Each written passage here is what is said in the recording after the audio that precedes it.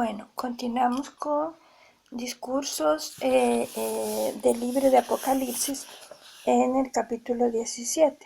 Voy a dividir este asunto, que es bastante complejo, en una forma muy sencilla para que lo podamos entender con facilidad. Lo dividiré en tres partes como sigue. Con referencia a Babilonia, vamos a considerar en primer lugar su principio original, en segundo lugar su presentación actual y en tercer lugar su perdición final. Estas tres cosas solas vamos a considerar ahora. Su principio original. Para esto es necesario en realidad considerar el capítulo 10 del Génesis, donde tenemos la descendencia de Noé. Tenemos mención de los tres hijos de Noé, Sem, Cam y Jafet. Primeramente tenemos presentando el linaje carnal y después al final el espiritual. El Señor en el capítulo 9 pronuncia una profecía notable por medio de su siervo Noé, a pesar de su triste caída, y promete a Sem una revelación especial de Dios.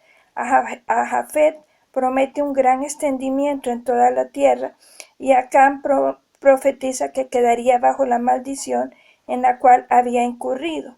Estas tres profecías relativas a los tres hijos de Noé se han verificado al pie de la letra. Tenemos entonces en el capítulo 10 el nombre de Cush, que es hijo de Cam, y Cush tiene en la descendencia de su familia el nombre de Nimrod. Nimrod es aquel que viene a ser un gran cazador delante de Jehová y que comienza a hacerse sentir en su poderío en la tierra. Es el primer hombre que quiere imponerse sobre los demás.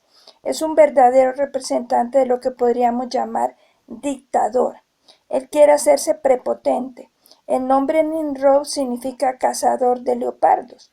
Es de descendencia de Cush, que significa oscurecido.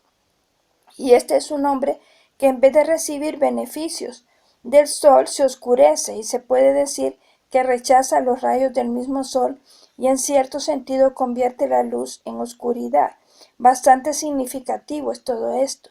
En el curso de los siglos vemos que el nombre de Cush se viene escribiendo en los anales históricos de los hombres. Todos los que hemos ido a la fiesta de la vendimia en Mendoza, habremos notado cómo se menciona bastante el nombre de Baco o Bacchus, que es la forma latina de la palabra que se deriva de bar, hijo, y Cush, oscurecido, que viene a ser la palabra Bacchus, del que tanto leemos en los poetas latinos, en cuya gloria tanto se hacía por ser el Dios de la abundancia, el Dios del vino, de la alegría, el Dios de todas las cosas que apetecen los hombres en esta tierra, se puede decir. Tenemos su origen allí. Nimrod tiene este proverbio que corre juntamente con su nombre, como Nimrod, vigoroso cazador delante de Jehová, lo que significa que su prepotencia no solo se hizo temer entre las fieras alrededor, sino también entre los hombres, haciéndose más y más poderoso, llegando a actos de desafío contra el mismo Dios. Su nombre lo implica y la historia lo demuestra. Sale y empieza a edificar una ciudad. El principio de su reino fue Babel. La palabra Bab significa puerta y el Dios, de manera que al principio de su reino podemos ver esta ciudad de Babel, la puerta de Dios. Pero en el idioma hebreo, Babel significa confusión.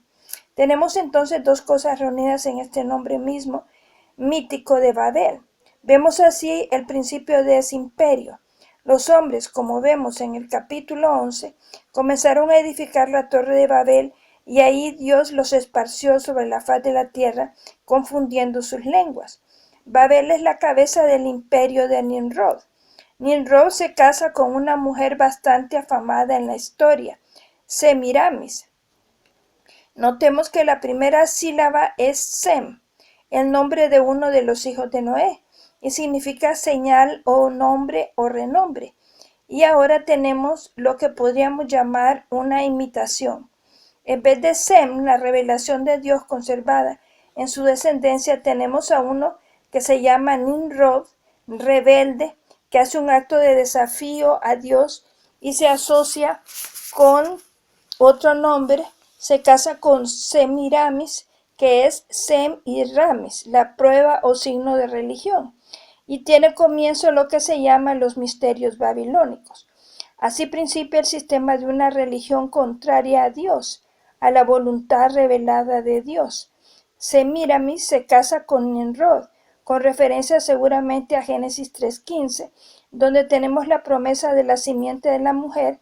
Vemos que esta mujer, Semiramis, tiene un hijo y le atribuye un nacimiento religioso. El hijo se llama Tamuz, Ezequiel 8:14. Según relata la historia, este Tamuz fue muerto por un puerco montés, pero después de resucitar vuelve a la vida. Y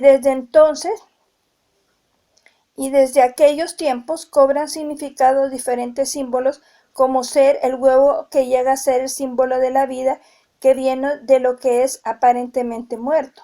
Tenemos además la fiesta en la cual se come la cabeza del cuerpo en celebración de la muerte tan terrible de Tamuz.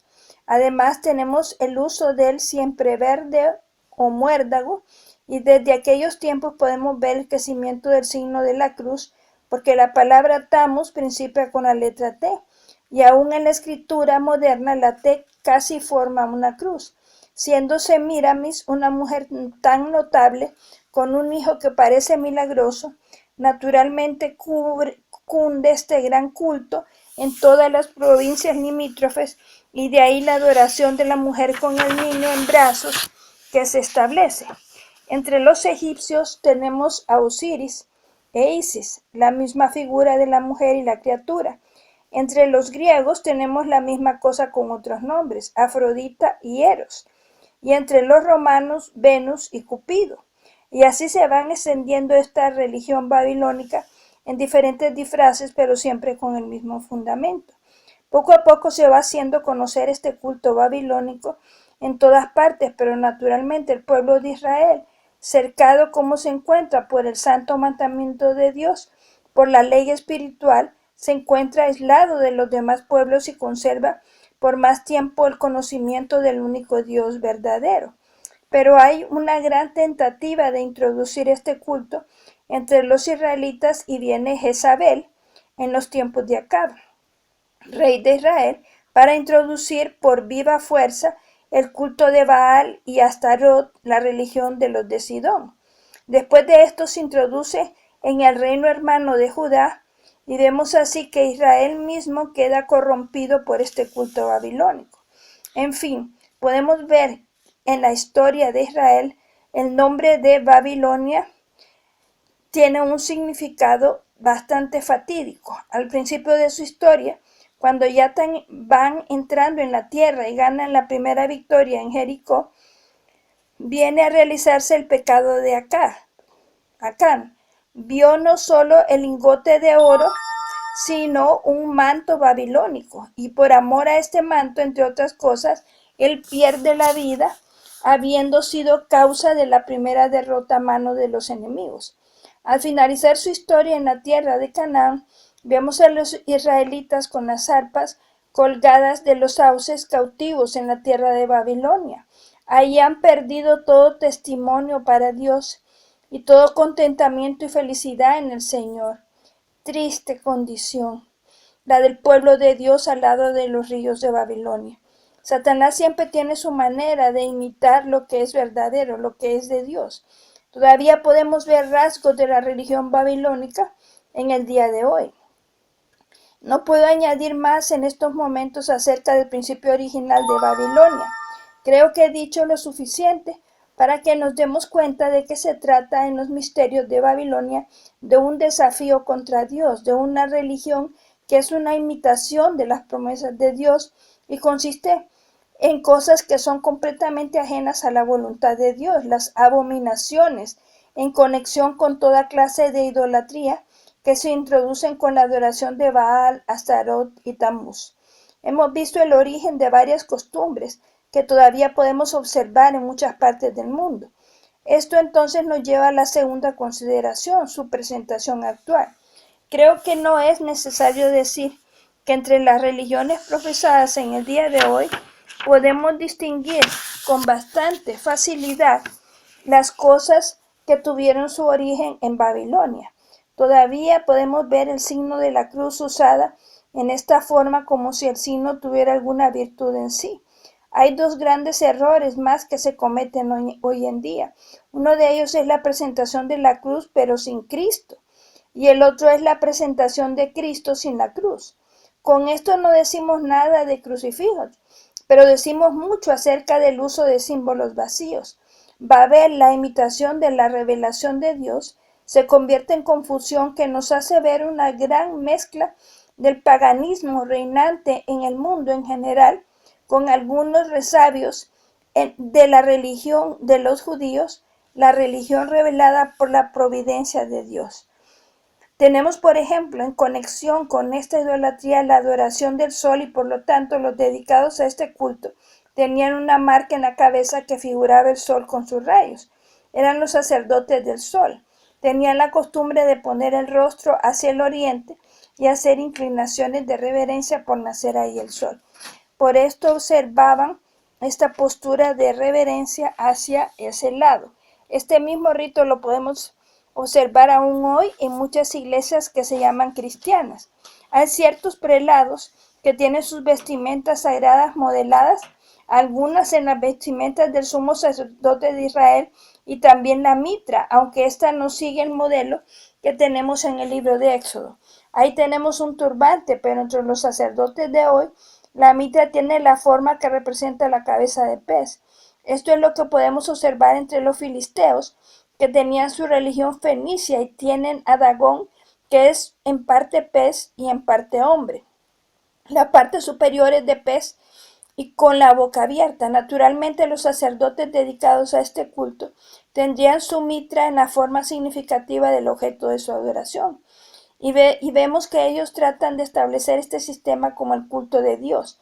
Esta religión, dicen ellos, es la puerta del cielo.